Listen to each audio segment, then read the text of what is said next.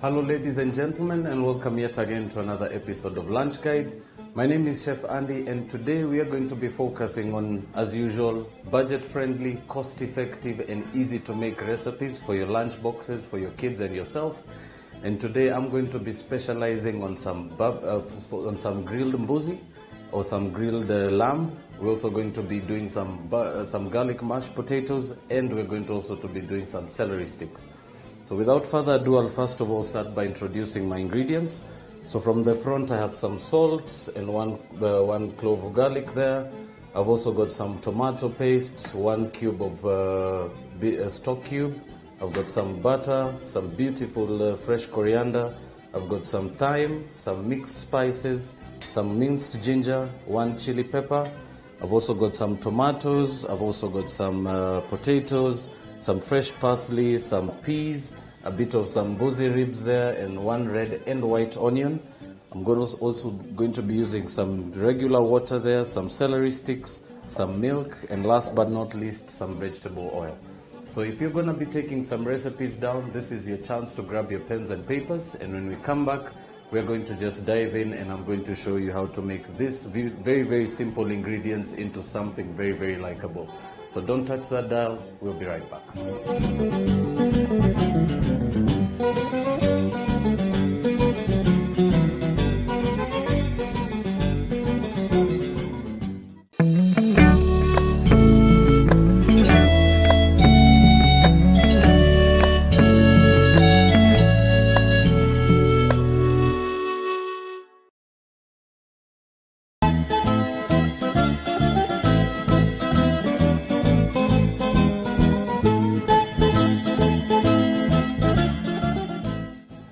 Welcome back, ladies and gentlemen. If you're just catching up with us, as I mentioned earlier in the show, in the introduction to the show, we're going to be focusing on some beautiful recipes this particular beginning part of the year.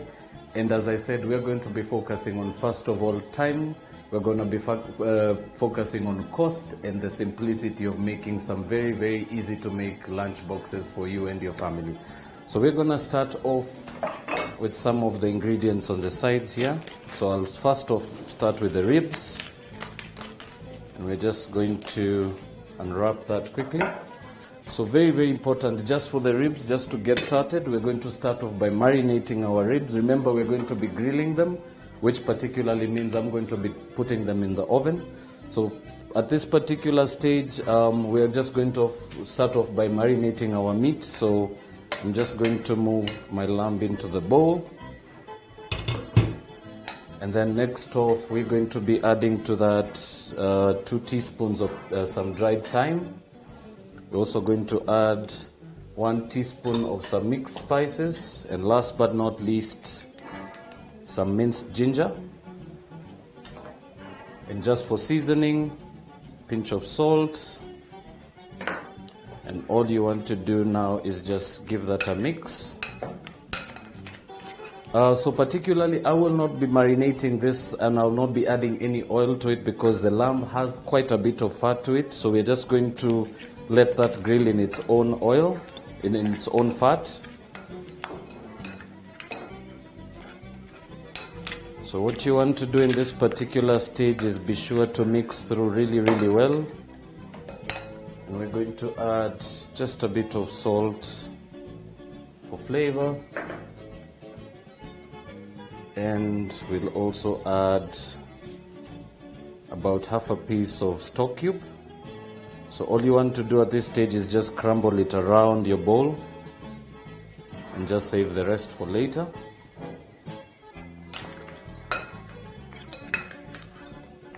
Right, so what you want to do is give that a nice thorough mix. Just make sure you have your meat coated really well with the spices. And now to that, we will just basically cover this and allow this to marinate for about an hour. We do have a mixture that we marinated a little earlier, so we'll be pulling that out of our refrigerator in a little bit. So what you want to do in this particular stage is just cover your meat. Remember, it's always advisable, if you're going to be marinating meat, very advisable that you do it beforehand. Remember, the longer your meat marinates, the more the flavors develop and the more the flavors will really stand out. So what you want to do is always give your meat quite a bit of time to marinate. So we're going to be marinating this for about 3 to 4 hours. But as I mentioned, we will pull out a mixture that we did a little earlier, and that's the one that we'll be putting in our oven. So we're just going to allow that to rest. And while that continues to rest, I'm just going to preheat my oven, sorry. And we're going to just allow that a few minutes just to heat through. But while that continues, we're going to chop some of our onions. So I'm going to be using half a red onion and half a white onion.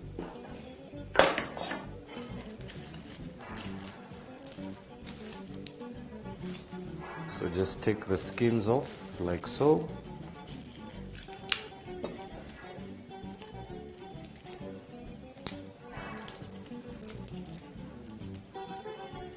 Right, so particularly with the lamb recipe, this recipe will actually work very well with different cuts of lamb. You can actually speak to your butcher and they will actually be able to advise you on very, very many other beautiful cuts that will work really well with this dish.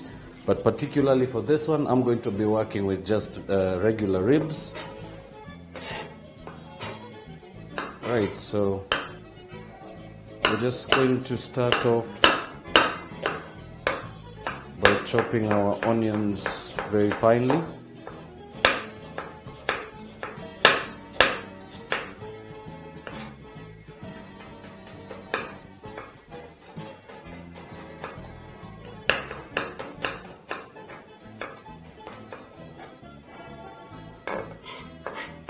So I will start by just adding my chopped red onions into a pot on the side here, and to that I will also add about 2 cups of water, about 1.5 cups of water,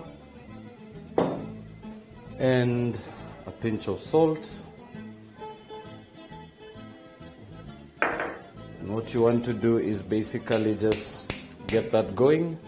And what we do is we're going to leave that covered and just allow it to come to the boil. And what we're going to do basically with that is we're going to be cooking our potatoes in there. So the onions are going to actually give it a very, very beautiful flavor. And when that is actually cooked through, we are going to mash them together, and I'll show you how to do that just in a little bit.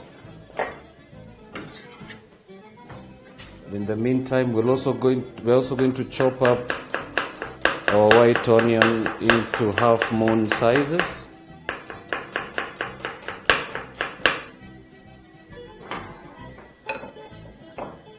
And this we will add to a bowl. And we will also add our celery sticks in there. So we're going to be cutting this into about 1-inch lengths, about that size. So I'm going to be using about 2 pieces of celery stick. And to that we will add just a bit of oil, just a bit of salt, and just give that a quick mix.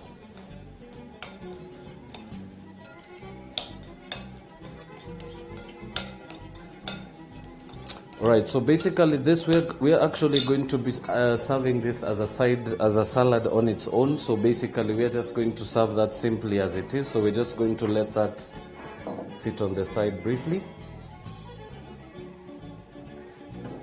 Right, and our water is now just about getting to the boil. We're just going to allow that another few minutes.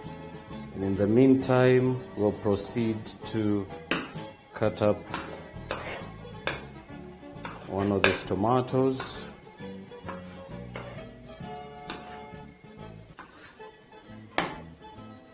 And what you want to do, particularly with tomatoes, if you're going to be serving tomatoes raw or to incorporate that into a salad, very, very crucial that you actually give it just a bit of flavor. And this we will simply do by sprinkling just a bit of salt on the insides.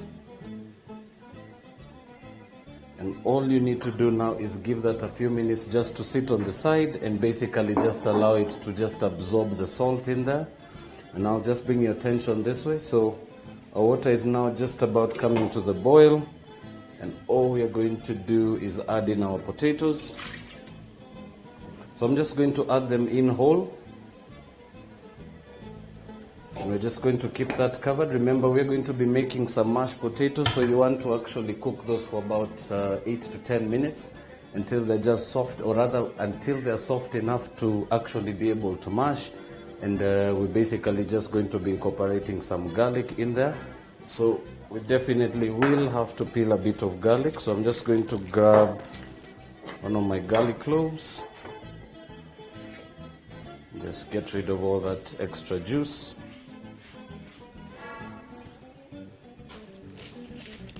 So I'm going to be using about 2 to 3 pieces of garlic clove.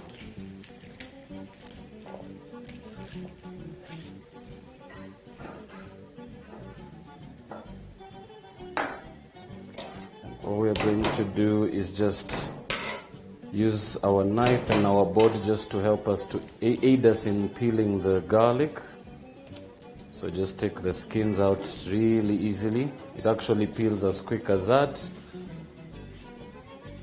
And all you want to do now is add your garlic to a mortar. And just to be able to actually get some grip in there, we're going to add also just a bit of salt. And just proceed to mince.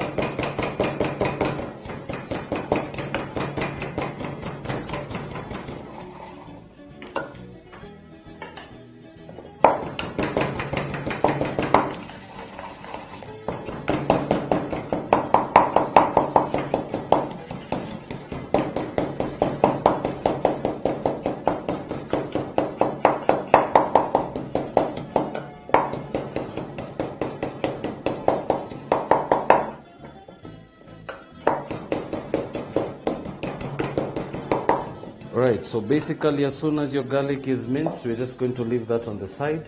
Now we're just going to slide into a short commercial break, and when we come back, we're going to take out some ribs out of the fridge, and I'll be able to show you just a very, very simple process of how to actually put them into the oven. And then we're just going to proceed and get to the mash, and I'll show you also some very, very, very beautiful tricks to actually make your mash a little more colorful for your kids and a little more appetizing, which is basically why we'll be incorporating some of this beautiful fresh peas. So please don't touch that dial. We'll be right back.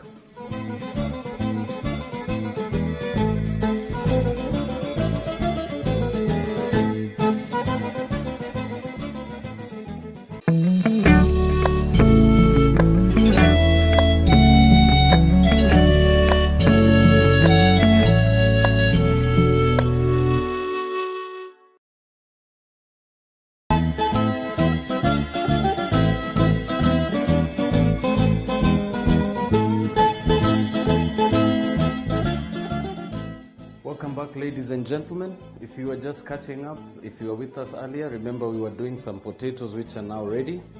So we're just going to turn off the heat. So for those of you who are just catching up, we were basically making boiling some potatoes which we're going to make some mash with. We also had some ribs that were in the fridge, and we're also going to take out some that had actually marinated in advance, which we're actually going to throw in the oven. But we'll start off by first draining our potatoes. So I'm just going to pour that whole mixture into my sieve here. And we're just going to discard the water. We're just going to give that just a few minutes to cool off. And while that continues, we're just going to pull out some goat that we had actually marinated in advance. So we're basically now going to just quickly throw this in the oven. So already I have my oven set at 200 degrees and it's already preheated. So remember, we had actually marinated some goat earlier, so this is one that we had done before. So very, very simple process. You will just require a dish or something that actually is oven proof. So stainless steel or glass bowl will do really well. I'm also going to use just some foil paper. So very simple to that.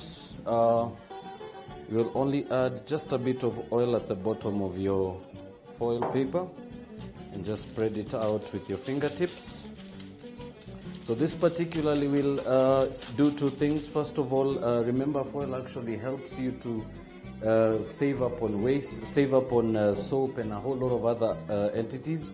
But particularly for this reason, I'm using foil just to protect my bowl and just to keep it clean. So this is actually just going to be discarded. But if you don't have any aluminium foil at home, you could actually just bake it as usual and just rinse your container like you do in any other situation. So very, very simply, we're just going to grab our goat. And we're just going to move that into a baking dish. And then just finish that off with just a pinch of salt for flavor. And this will now go into the oven for about 20 minutes. So just to remind you, our oven is set at 200. We're going to be cooking that for about 10 to 15 minutes or 20 on the highest end. And while that continues, I do have a portion here that we had actually cooked a little earlier. So I'm actually just going to show you how to finish this off. But before we do so, I'm just going to divert your attention again back to the potatoes. So I'm just going to have the same pot going. And to that, we will be adding about a teaspoon of unsalted butter. I will also be adding a few of my peas. So we're going to be using about half a cup of some steamed green peas.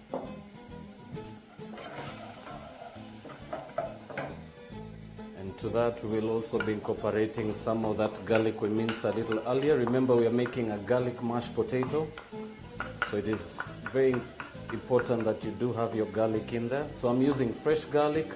Remember, if you're thinking of using garlic powder, it might not give you the same result. It might not be as pungent. So I recommend, if you're going to be using garlic, stick with fresh garlic. It's a little more pungent, a little more fresher with flavor.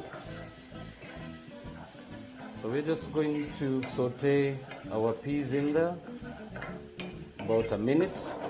And just as soon as you start getting that beautiful fragrance from the garlic, we're just going to go in and add our potatoes. And we're just going to saute that a little more.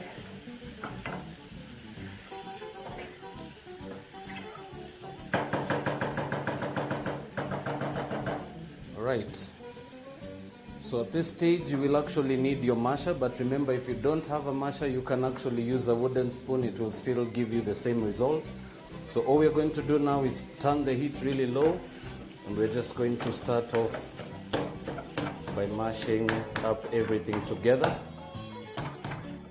So remember, you can actually do the mashed potatoes without the peas, but as I said, if you're looking to actually give it a bit of a beautiful finish, some peas will really do a good job.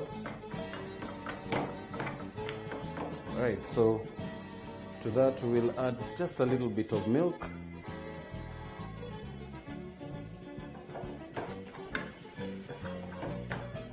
And just continue mashing just up until your potatoes are nice and creamy and your milk is completely absorbed.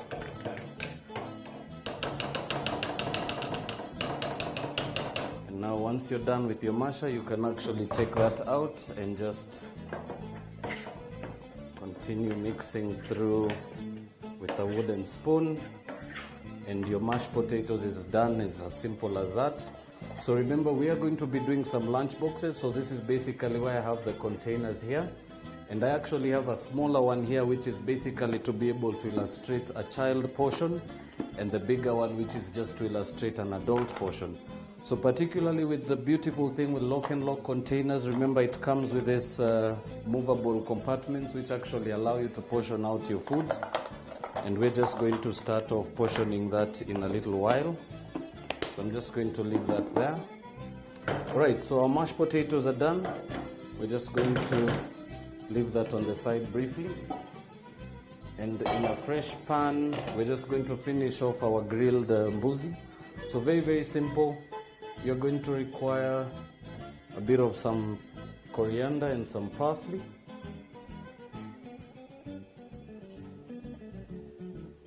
So we're just going to chop those up really finely.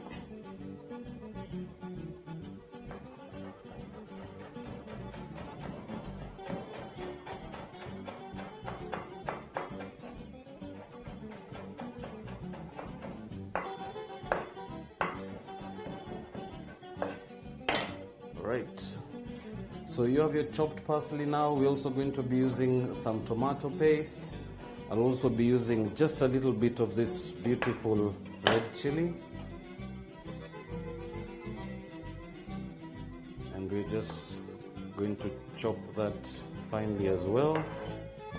So be sure to actually discard the seeds. Remember, if you're trying to make, if you're just trying to give it a little bit of flavor, always discard the seeds from your chilies. It will actually make it less hot for your kids and for yourself. So into a pan, just going to add about a tablespoon of cooking oil. We're just going to allow that to come to just to heat up slightly.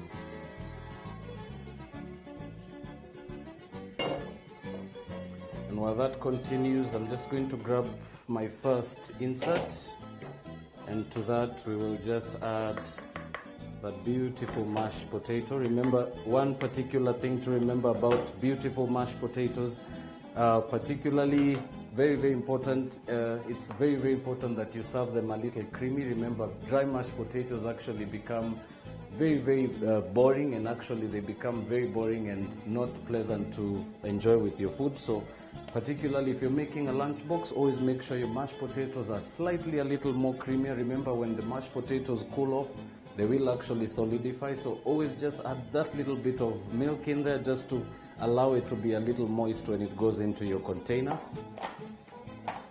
And to one of the other containers as well, I'm going to be adding our simple celery salad. So remember, for those of you who missed out on this, all I added to this was a bit of olive oil, a bit of some onions, and a bit of salt for seasoning. So this will actually go really well with your goat. Right, so simple as that. We're just going to slide that in there and then come back to this end. And now here our pan is now nice and smoky. We are just going to start off by adding our goat. We will also be adding about a teaspoon of tomato paste.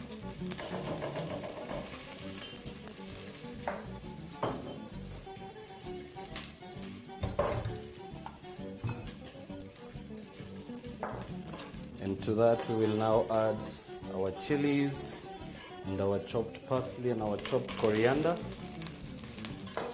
And all you want to do, remember, your goat is already cooked, so this is basically just to coat the meat. So all you need to do now is just give that a quick mixture in your pan. You'll add just a little bit of oil. Right, so you want to just mix that through for about a minute and a half, and then just turn off the heat. And now your mbuzi is just basically ready to serve. So I'm just going to grab my container and just proceed to plate everything else.